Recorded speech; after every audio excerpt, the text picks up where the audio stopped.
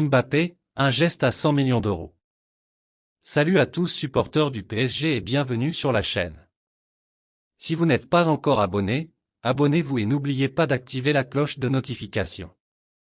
Après un été sous haute tension, Kylian Mbappé est finalement resté à Paris pour une saison supplémentaire.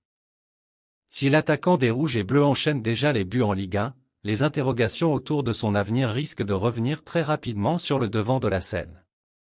Double buteur ce dimanche soir au Groupama Stadium, Kylian Mbappé a largement participé à la démonstration des Parisiens contre l'Olympique lyonnais, 1-4.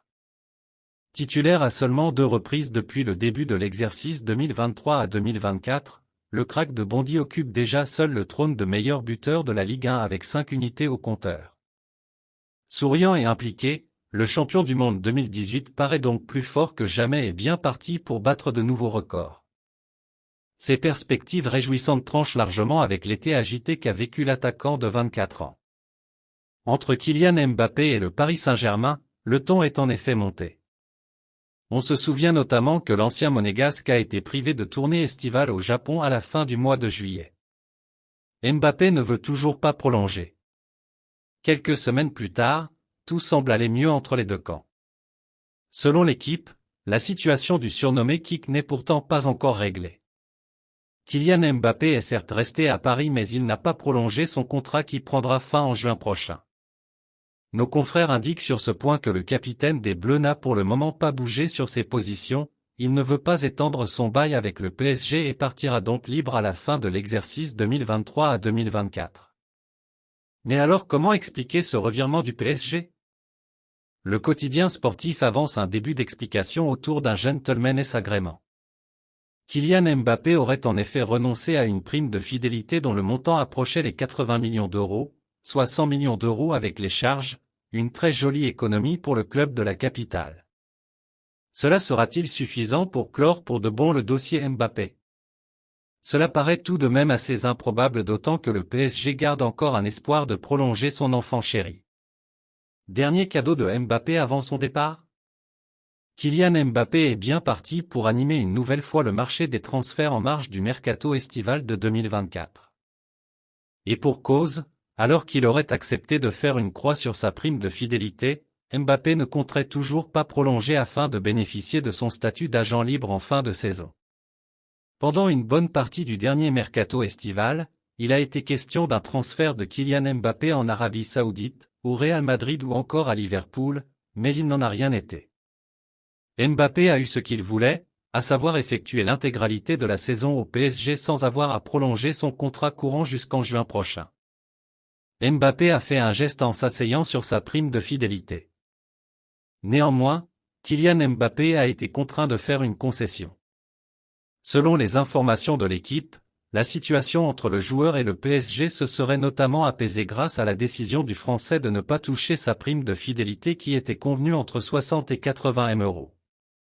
L'équipe confie qu'avec les différentes charges, le Paris Saint-Germain aurait économisé un montant supérieur à 100 000 euros. Sergio Ramos retrouve un club. Mbappé ne veut pas prolonger, objectif agent libre en 2024. Cependant, ce serait l'ultime cadeau de Kylian Mbappé au PSG. Une prolongation ? L'équipe affirme que ce ne serait pas dans les plans du meilleur buteur du club qui compterait profiter de son futur statut d'agent libre pour prendre la meilleure décision possible au sujet de son avenir. Libre de tout contrat depuis son départ du Paris Saint-Germain, Sergio Ramos était toujours sur le marché au moment de la fermeture du mercato dans les 5 grands championnats. À 37 ans, et après 2 saisons en France, Sergio Ramos veut s'offrir un dernier challenge avant de raccrocher les crampons. Sa volonté première était d'effectuer son retour au FC Séville, le club dans lequel il a été formé qui lui a permis d'exploser au plus haut niveau. Cependant, les Andalous ont rapidement douché ses espoirs dès le mois de juillet, Sergio Ramos n'est pas une option pour Séville en ce moment. J'ai une bonne relation avec René, son frère. C'est un joueur magnifique, issu de notre formation, mais il n'y a rien entre lui et Séville, avait déclaré le vice-président sévillan José María del Nido Carrasco. Rembarré aussi par un club mexicain. Son nom a ensuite été associé à l'Arabie Saoudite, en MLS, mais également au Mexique, à l'América, mais le club a également été contraint de mettre un frein à son arrivée, en raison de ses prétentions salariales, j'ai eu la chance de rencontrer son frère, qui est son représentant, dans une conversation personnelle. Le sujet a été abordé et, évidemment, les paramètres salariaux de Sergio n'ont rien à voir avec ce qui peut être payé ici au Mexique, expliquait, de son côté, le président du club. Ces derniers jours, Beşiktaş et Galatasaray avaient fait part de leur intérêt à l'Ettifaq. Le club de Karim Benzema et N'Golo Kanté avait passé la seconde pour faire signer l'ancien capitaine de la Roja, mais finalement Sergio Ramos a fini par convaincre les dirigeants du FC Séville. En effet, plusieurs médias, dont Relevo, annoncent que le défenseur central a trouvé un accord avec le vainqueur de la dernière Europa League, qui a finalement décidé de se positionner sur le dossier.